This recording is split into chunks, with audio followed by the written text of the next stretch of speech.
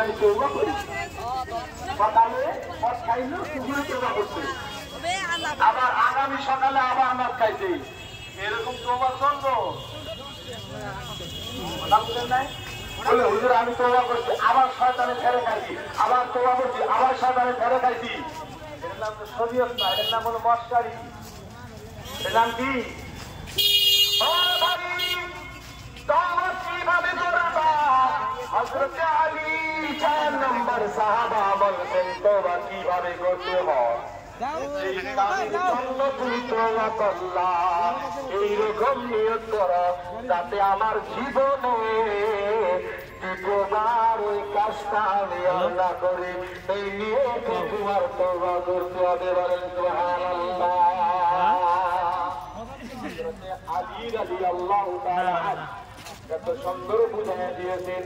গায়ের যে দুধ আছে পাট আছে পাটের পিঠা কাকির নাম্বার দিবেন কইলেন আমি পুশ করছি বলে আমার নাম্বার দিছে নাকি এখন আমার ওই পাটে কাকির আগের মতো দোকান যাবে কি জোরে বলেন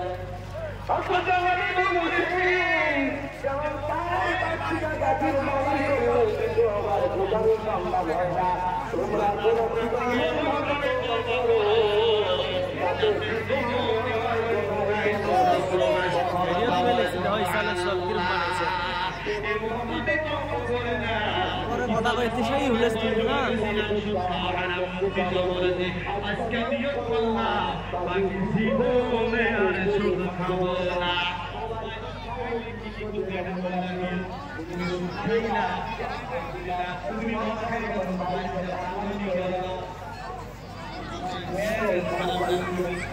ছেলেরও খারাপ গান দিবা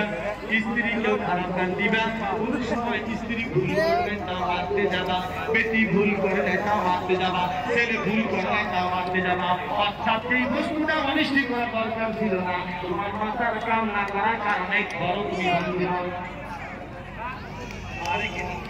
সেই জন্য নবী বলেছেন